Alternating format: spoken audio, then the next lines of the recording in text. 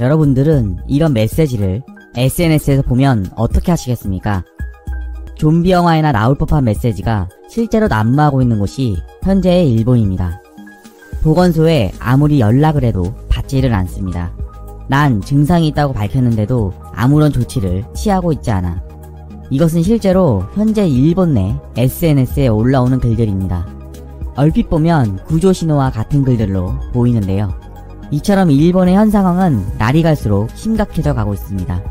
일본의 폭발적인 C19 확산은 초기 일본 정부의 안일한 대응과 이와 관련한 실체들을 철저히 은폐해오면서 생겨나기 시작했습니다. 하지만 일본 정부만의 대처로 이렇게까지 폭발적인 확산을 가져왔을까요? 박수도 손바닥이 마주쳐야 소리가 나듯 현재 사태가 이렇게까지 커진 것에는 일본 정부만이 아닌 일본 국민들의 태도 또한 이에 큰 역할을 해왔다는 것입니다. 지금까지 이와 관련해 알려진 사실들만 해도 매우 많지만 그중 현재의 C19 확산에 있어 가장 핵심적인 역할을 해온 5가지 사건에 대해 소개해드리려 합니다. 첫 번째로 C19 챌린지입니다. 지난 6월 도쿄 신주쿠를 중심으로 C19 확진자가 폭발적으로 증가함에 따라 이것이 일본 내에서 큰 이슈가 되었습니다. 당시 신주쿠에서는 만약 당신이 신주쿠에 가서 C19에 걸리면 10만엔을 받을 수 있다라는 소문이 돌았는데 한 방송사의 취재 결과 해당 루머는 사실로 드러나 일본의 국민들을 더욱 충격에 빠뜨렸습니다. 문제는 여기서 발생됩니다.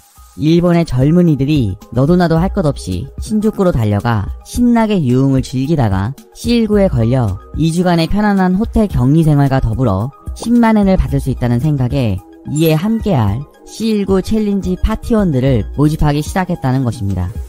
한때 이것은 도쿄 내에서도 큰 이슈가 되어 며칠간 일본을 떠들썩하게 만들기도 했습니다. 두 번째로 민폐 유튜버 헤즈마류에 관한 이야기입니다. 이미 많은 분들이 아실 만큼 일본판 슈퍼 전파자인 헤즈마류는 일본 전역을 돌아다니며 자신과 아무런 관련이 없는 시민들에게 시비를 걸고 다니는 유튜브 방송인이었습니다. 그는 C19 확산이 한창이던 6월과 7월 일본 전역을 순회하며 길거리에 사람들에게 시비를 걸고 가게에 들어가 난동을 피우는 등 인간 이하의 모습을 보여주고 다녔는데요. 결국 마트에서 계산도 하지 않고 그것을 그 자리에서 먹다가 경찰에게 붙잡히게 되었습니다. 하지만 여기서 더 큰 문제는 그가 이어진 C19 검사에서 양성 판정을 받게 되었다는 것입니다. 여기서 멈췄으면 그나마 다행이었을 것입니다. 곧이어 그를 연행했던 경찰 관계자 3명과 그와 식당에서 만난 학생들까지 전부 양성 판정을 받게 되면서 헤즈마류는 슈퍼 전파자로 일본 내에서 큰 비난을 받게 됩니다. 세 번째는 지난 8월 8일 도쿄 시부야역 앞에서 벌어진 C19 페스티벌입니다. 이 페스티벌은 국민주권당의 히라스마 마사유키 당수가 주최했는데요.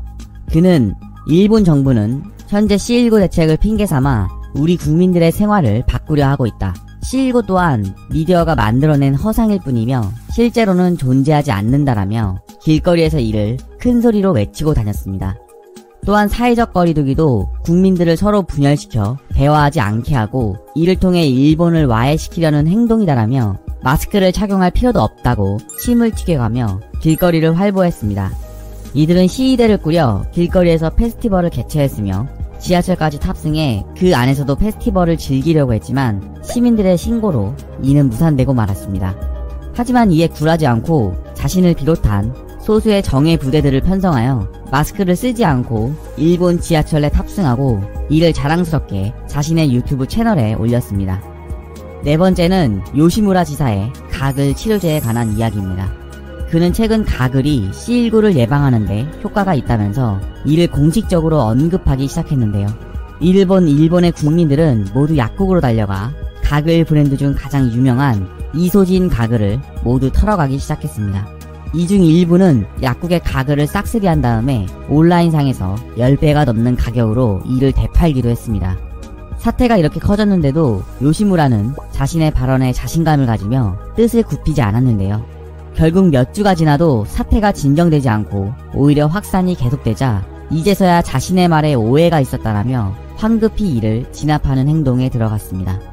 그는 자신이 언급한 내용들은 41개의 데이터를 기반한 사항이었는데 이를 신중히 더 지켜보고 행동해야 했다며 자신의 성급함을 인정했습니다. 5번째는 일본이 현재도 추진 중인 전국민 여행 보내기 캠페인으로 일명 전국민 저세상 보내기 캠페인으로도 불리는 정책입니다. 해외 여행객이 99.9% 줄어듦에 따라 이에 따른 손해를 복구하고자 기획된 이번 정책은 겉으로는 일본인들의 즐거움을 되찾기 위한 장려 정책이었지만 그 이면에는 자국민을 희생시키는 한이 있더라도 어떻게든 막대한 적자를 만회하려는 목적이 깔려있는 정책입니다.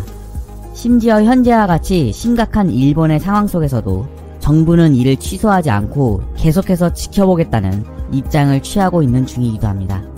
이렇게 열심히 일본 국민들이 C19 확산을 위해 노력한 덕분에 일본은 최근까지 5만 7천 명에 달하는 판정자를 보유하게 되었으며 하루 600명 이상의 증가 추세를 보이게 되었습니다. 실로 대단한 업적이 아닐 수 없습니다. 일본의 상황이 심각한 건 앞에 언급한 사건들 이외에도 일본의 개개인들조차 C19에 대해 안일한 생각들을 가지고 이에 대한 위기의식이 결여된 모습들을 보여주고 있다는 점입니다. 최근 9일 동안 오사카의 요양시설에서 3명의 탈주자가 나왔다는 소식이 전해졌습니다. 심지어 이들은 모두 C19 판정자였는데 50대 남성으로 구성된 이들은 직원들의 설득을 무시하고 밖으로 외출을 나간다면서 탈출을 했습니다. 모두 함께 탈출한 것이 아닌 개개인이 시간차를 두고 탈출을 감행한 이들이 더욱더 황당했던 것은 탈출한 이유인데요. 처음 탈출을 감행했던 한 명은 컵라면이 너무 먹고 싶었다. 그래서 당장이라도 이것을 먹고 싶어 뛰쳐나갔다라며 자신의 탈출 소감을 밝혔고, 두 번째 탈출을 했던 인물은 그냥 나가고 싶다라며 소리를 지른 후 뛰쳐나가는데 다시 1시간 후에 해당 요양시설에 전화를 걸어 나 어떻게 해야 하냐, 너무 무섭다라며 자진해서 되돌아오기도 했습니다. 마지막으로 뛰쳐나간 한 명은 방에 먼지가 너무 많다라는 이유로 한밤중에 정말 먼지가 된 듯 호련히 사라졌다가 택시를 타고 유유히 귀가하기도 했습니다. 이렇게 자기 맘대로 집단 탈출을 감행하고 있는데도 이를 제재하지 못하고 있는 것은 현재 일본 내에서는 이를 강제할 수 있는 법령이 없기 때문입니다. 말 그대로 그냥 권유만 할 수 있을 뿐이지 나가서 누구한테 C19를 옮기고 다녀도 죄를 물을 수가 없다는 것입니다. 정말 최악의 정부와 최악의 국민이 만나 누구도 흉내조차 낼 수 없는 화려한 앙상블을 보여주며 지옥의 하모니를 연출해가는 모습이 인상적이네요. 현재 한국에서도 교회나 카페 등을 중심으로 대규모 확산이 시작되고 있습니다. 그 와중에 일부 사람들은 마치 일본의 국민들을 보는 것처럼 타인을 배려하지 않고 자신들의 뜻대로 민폐를 끼치고 다니는 것을 볼 수 있습니다. 아무리 정부와 의료진들이 몸을 희생해가며 방역에 땀을 흘려가고 있어도 이를 실천하는 국민들이 없다면 이것은 무용지물이 될 것입니다. 누구보다 한 명 한 명의 행동이 중요한 이때, 이제는 대한민국 국민들이 힘을 보여줄 때라고 생각합니다. 일본과 같은 불협화음이 아닌 모두가 한 뜻이 되어 한 마음으로 움직일 때 언제나 그랬듯 한국은 또 한 번 위기를 넘기고 모두의 행복을 위해 한 발 더 나아갈 수 있을 것입니다.